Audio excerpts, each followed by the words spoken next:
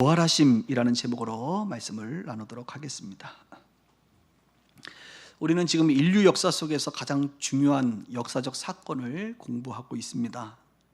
그것은 인류 최대의 문제, 바로 인간의 죄와 구원에 관한 이야기죠.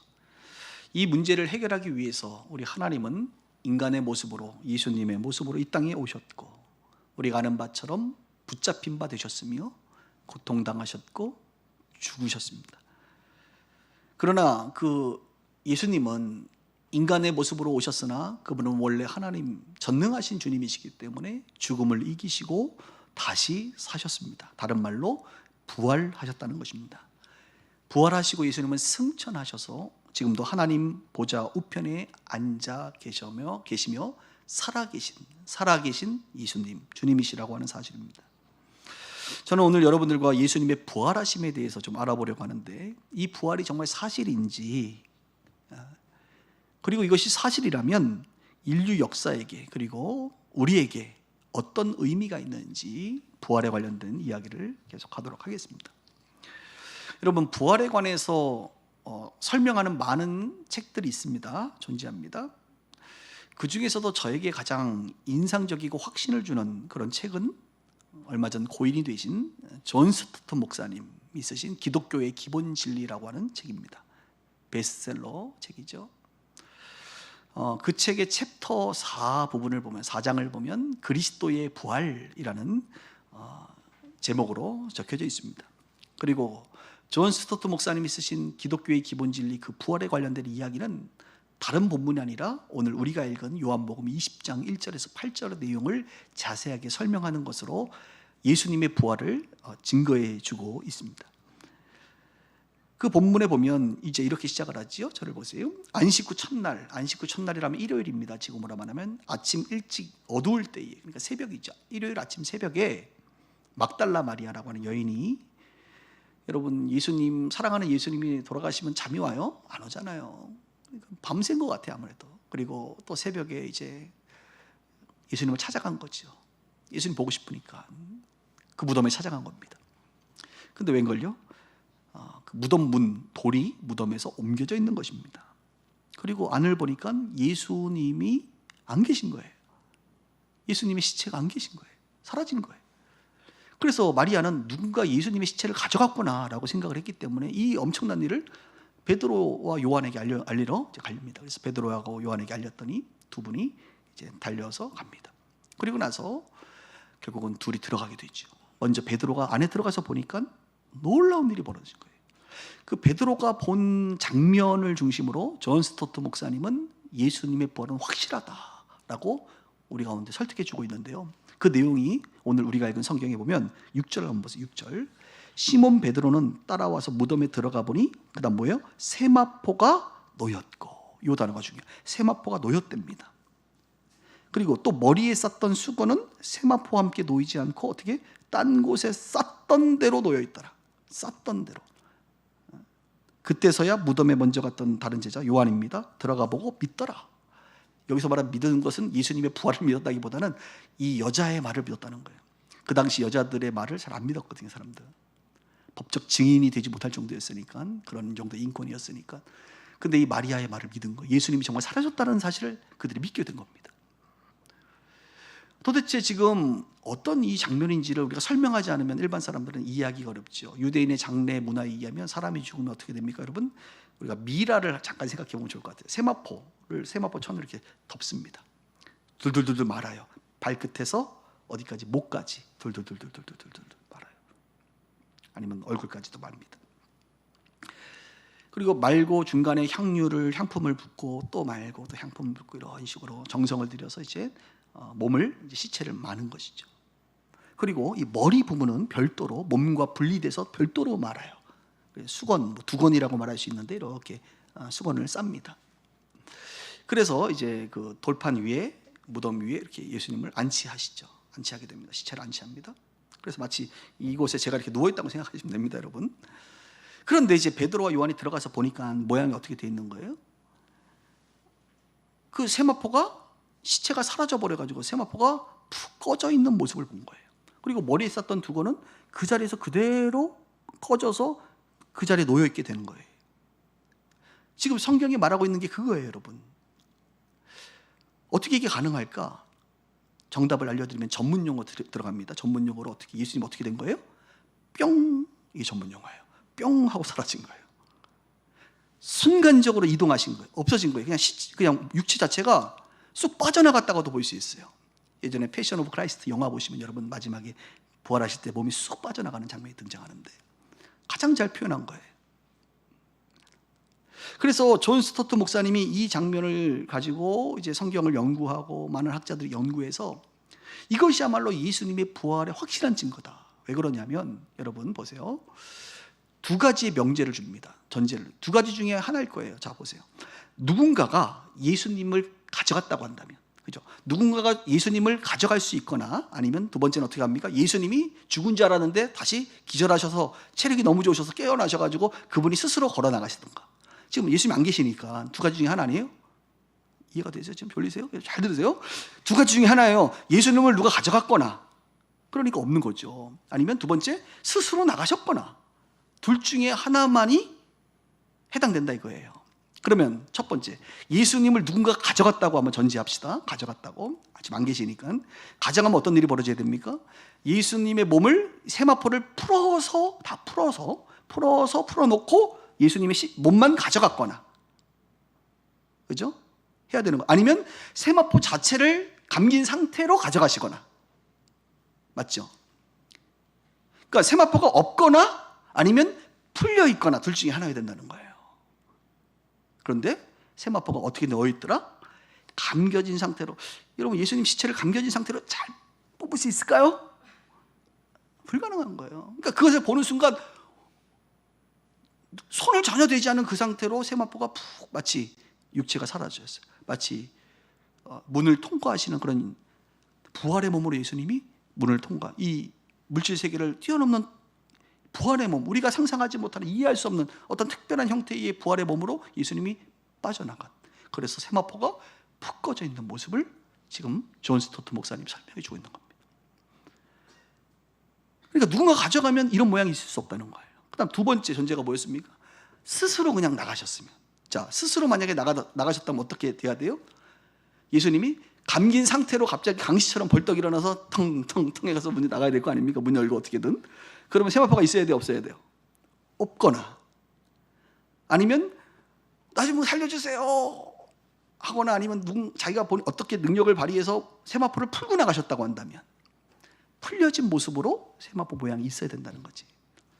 그런데 세마포 모양은 시체를 안치했던 그 모양 그대로 푹 꺼진 상태로 존재했다. 그러면서 이것이야말로 우리가 상상할 수 없는, 과학적으로 입증할 수 없는 예수님의 부활을 우리 가운데 말해주고 있는 것이고, 베드로와 요한이 그것을 보았다. 놀라운 일이죠. 순간이동, 부활의 몸인 것이죠. 저는 제가 부활과 관련된 여러 설명들을 들었지만 또 성경의 본문들에 대한 해석들이 많지만 이 요한복음 20장 말씀처럼 가장 강력한, 저를 설득할 만한 그런 본문과 그 다음에 책은 없었던 것 같습니다. 그래서 저도 그 책을 읽고 예수님의 부활이 정말 사실이었구나라는 것을 더 확신할 수 있었던 것이죠. 그런데 이렇게 저뿐만 아니라 많은 지성인들 중에서도 예수님의 부활, 이것은 영적인 사역인데도 불구하고 이 사실을 받아들이는 사람들이 굉장히 많습니다. 대표적으로 옥스퍼드 대학교의 현대학, 그러니까 현대 역사를 다루는 학회장이었던 토마스 아놀드 교수라고 하는 사람은, 그가 이렇게, 교수들은 말을 어렵게 했어요. 여러분 들어보십시오. 얼마나 어려운지 몰라. 제가 나중에 설명해 드릴게요. 나는 수십 년 동안 여러 시대의 역사들을 연구해 왔고 그것을 쓴 사람들이 제시하는 증거들을 검토하고 저울질해 왔다. 나는 공정하고 양심 있는 학자가 이해하기에 확실하고 완전한 증거로 인정된 그 어떤 역사적 사실보다도 인류 역사상 예수 그리스도께서 죽었다가 죽은 자들 가운데서 다시 살아났다는 역사적 사실에 대하여 더 확실하고 완전한 증거를 알지 못한다. 무슨 말인지 아시겠어요? 아니면 번역을 잘못했거나 둘 중에 하나인데, 하여튼 주어가 뭔지 동사가 뭔지 헷갈릴 정도로 길어요. 한 문장이. 이 말이에요. 내가 옥스퍼드 대학 역사학자인데 나는 그동안 수많은 역사적 사실을 확증하는 데 있어서 수많은 자료들과 증거들을 검토했다는 거예요. 그래서 이것이 역사적 사실입니다 라고 확증했는데, 예수님의 부활 사건을 보니까 이것은 그동안의 어떤 역사적 사건의 증거들보다도 더 확실하고 더 많은 증거들이 존재한다. 이것이 양심 있는 학자인 내가 말하는 바다. 이렇게 말해주고 있어요. 한마디로 역사적 증거와 사건을 검토해 본 결과 예수님의 부활은 사실이더라. 이렇게 그가 증거하고 있다는 것입니다.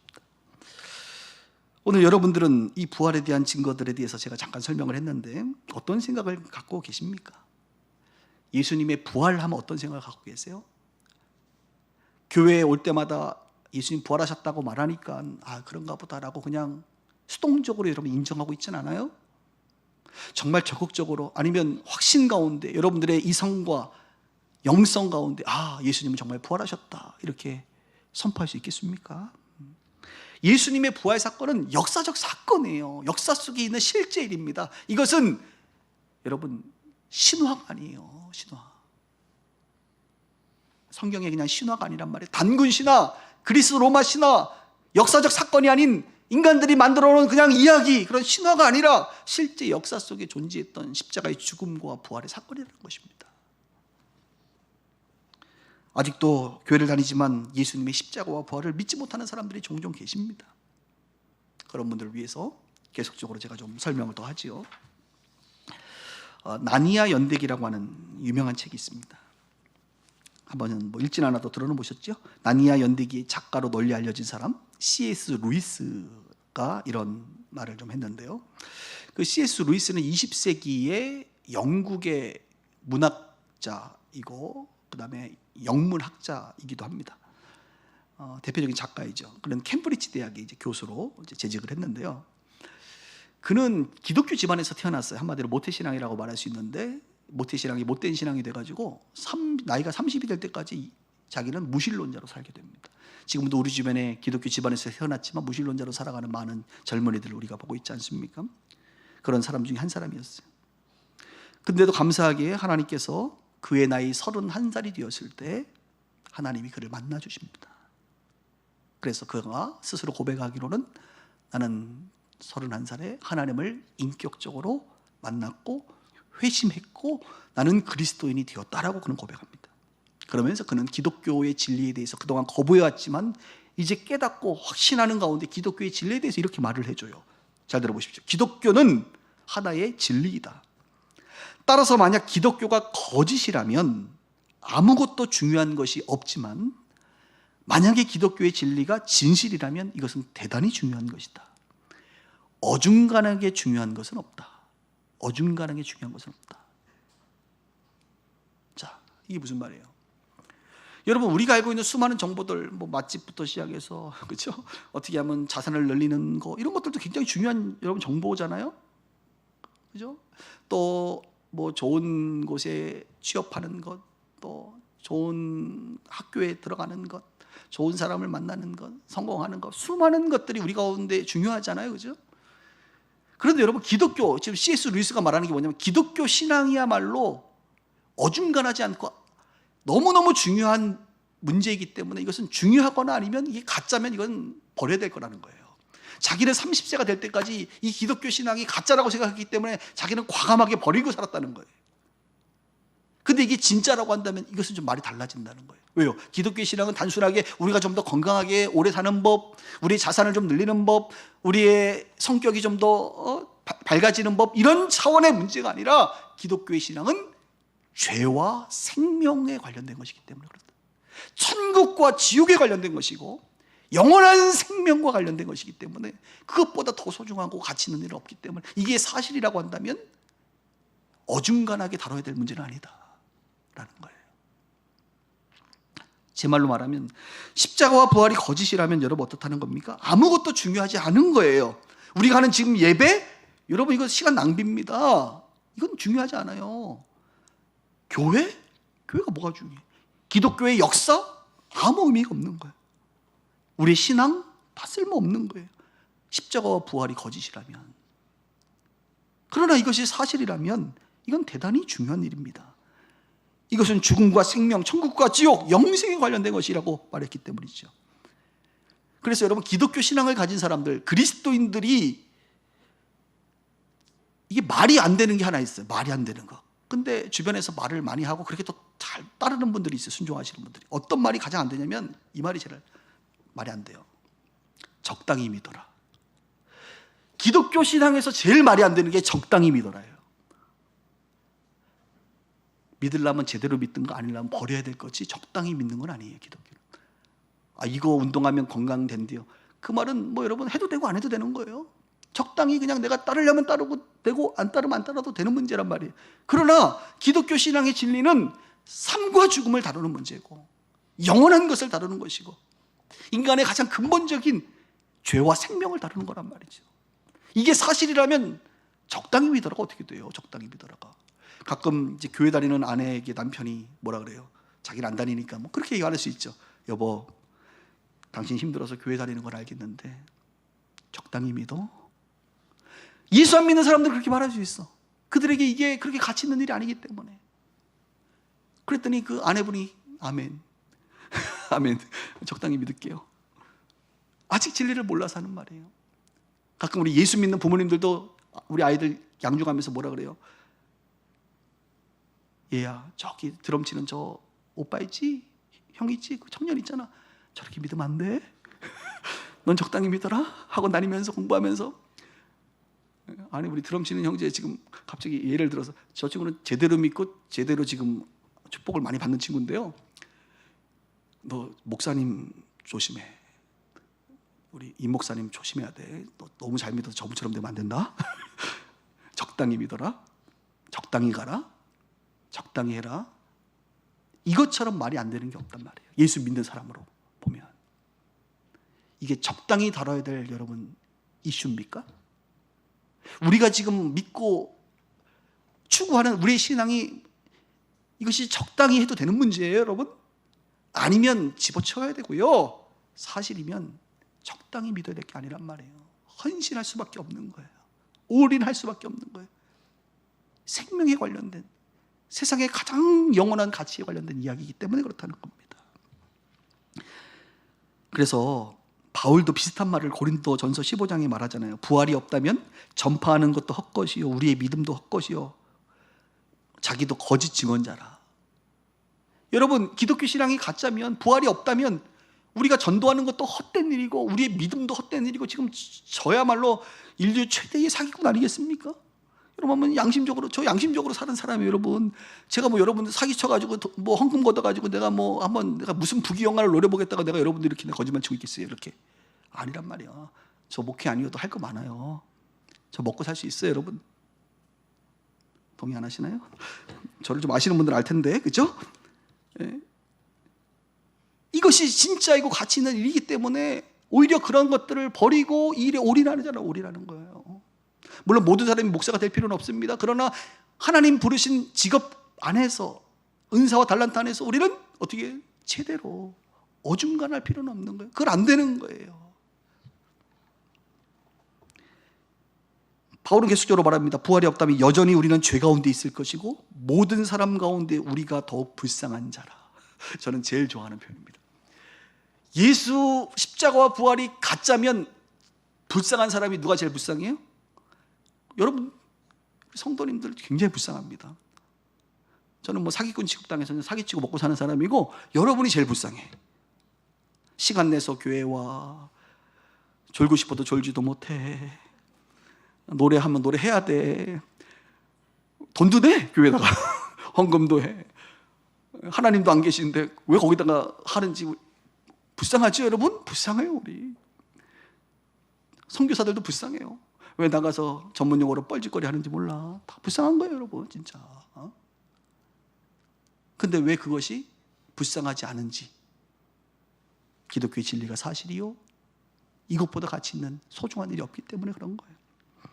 만약 이것이 사실이면 우리가 전파하는 것도 우리의 믿음도 가치 있는 것이요 우리는 참 증인이 되는 것이요 우리는 죄를 용서받은 자요 그리고 우리는 행복한 자로다.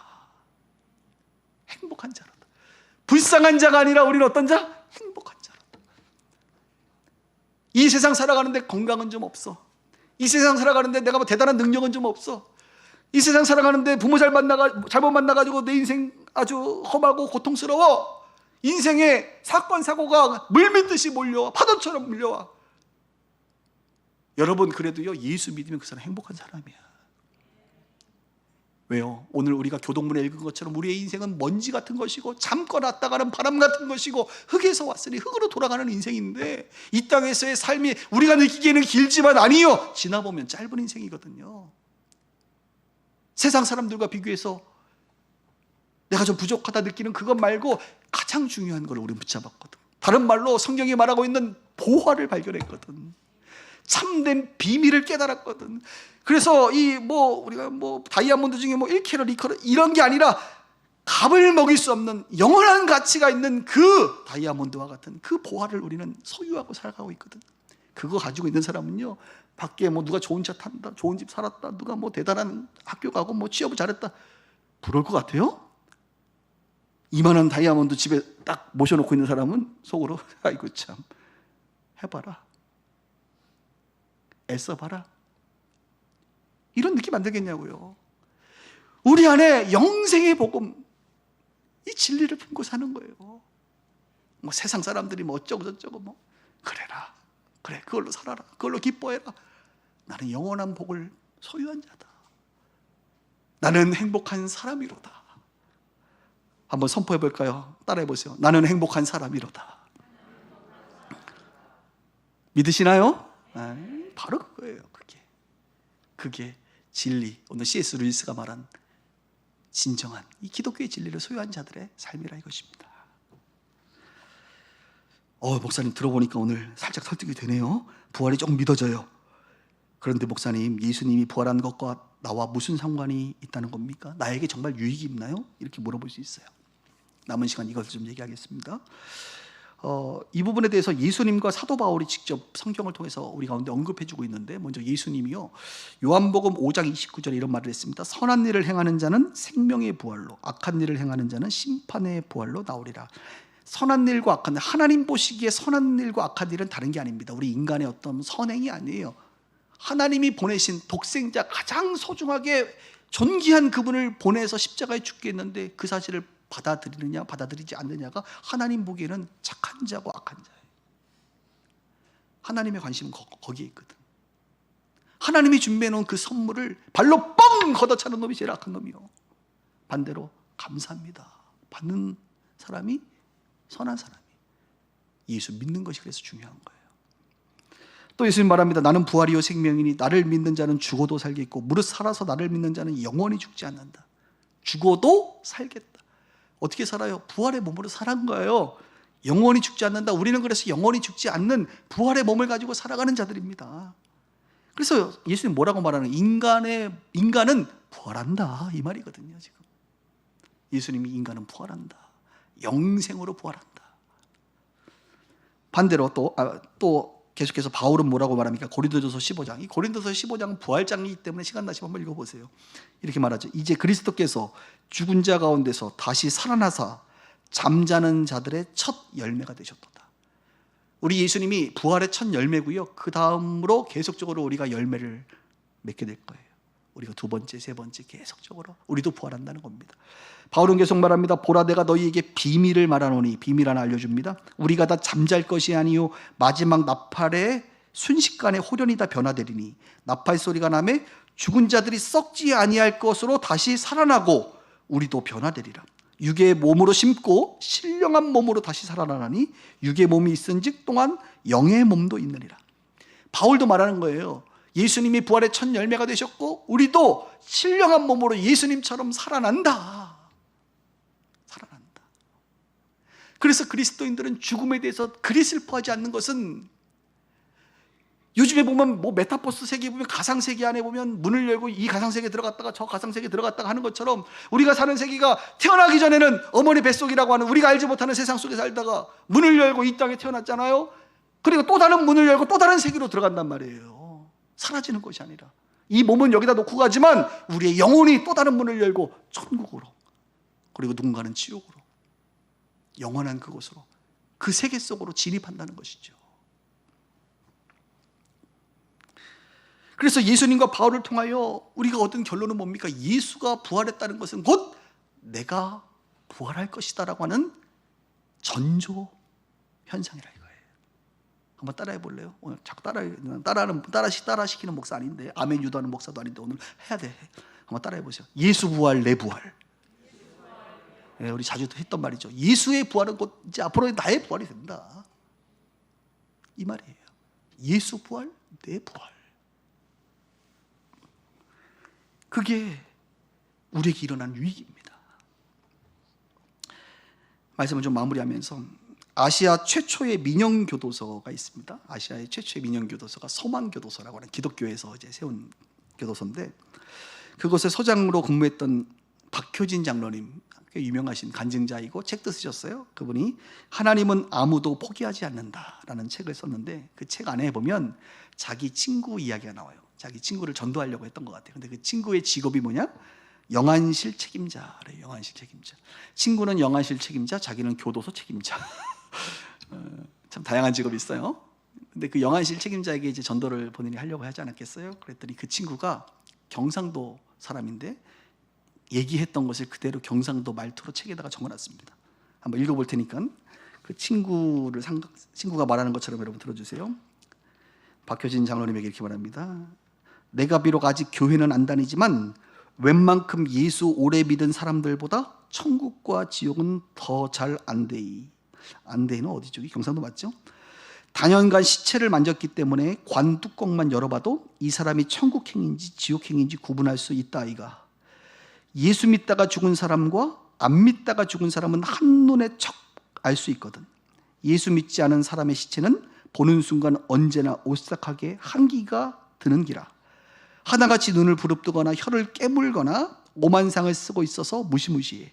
근데 예수 믿던 사람들은 몹쓸병으로 그렇게 아파하다가도 임종이 가까울수록 이상하게 얼굴이 환하게 펴지면서 편안한 모습들이니 도무지 죽은 사람 같지가 않아. 한둘이 아니라 보는 족족 그러니 나도 예수 믿으면 좋은 데 간다는 걸 아니깐 언젠간 믿을게요. 죽음의 현장에 있는 사람들은 알더라고요.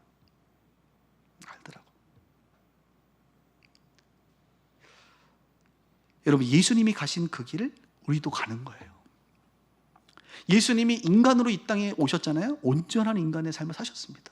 보세요. 예수님 태어나셨죠. 우리도 태어났어.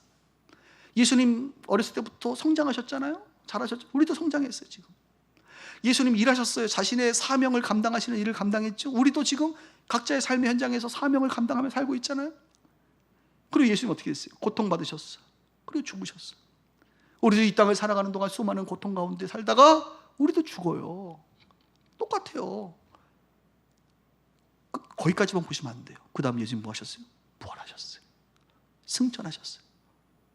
하늘 보좌 우편 천국에 계세요. 우리도 죽었지만 예수님처럼 부활하여 천국에 우리도 입성하게 될 것입니다. 하나님 품에 안기게 될 거예요. 예수님이 사신 길 우리도 그대로 살게 될 것입니다. 그리스도인들에게 최고의 위로는 뭘까? 힘들죠? 기도해 줄게요. 이것도 위로가 될 수 있어요. 우리에게 최고의 위로는 부활이에요. 여러분, 부활. 믿는 자나 믿지 않는 자나 이 땅의 삶은 비슷비슷합니다. 뭐 대단한 차이 없어요. 예수 믿는 사람이나 믿지 않는 사람들이나 다 고통 가운데 삽니다. 그런데 우리의 위로는 뭐냐면 마지막. 아니 목사님, 저 사람은 예수 안 믿는데 저렇게 잘 돼요. 저렇게 사기를 치고 다니는데 저렇게 자식들이 좋은, 미국에 있는, 유럽에 있는 뭐 좋은 대학을 가고 저렇게 재산이 많고 저렇게 건강도 하고 억울해서 뭐 억울해. 내가 속으로 당신도 그렇게 살든가. 근데 신앙이 있으니까 그렇게는 못 살겠다는, 억울하다는 거예요. 이 땅에서는 억울함이 많아. 저 인간 빨리 망해야 되는데 망하지도 않아. 물론 가끔 걸려가지고 감옥 가는 경우는 있습니다만 망하지도 않아. 너무 잘 살아. 억울해. 억울해하지 마세요, 여러분. 심판의 날이 있습니다. 마지막이 그들을 기다리고 있단 말이에요. 이 땅에서 심판 안 받으면 마지막에 심판 받아요. 왜 이렇게 억울해요? 그 심판 어마무시합니다. 그러나 우리는 영생으로, 천국으로 입성합니다.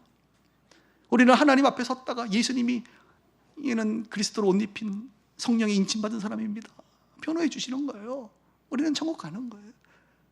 이 땅에서 억울해하지 마세요. 가장 행복한 자라니까요. 가장 소중한 것을 가지고 살아가는 여러분들이라니까요. 그 부활 신앙이야말로 우리를 참 위로하는 거예요. 부활이 여러분을 위로하는 줄 믿습니다. 예수 부활, 내 부활. 기도하겠습니다.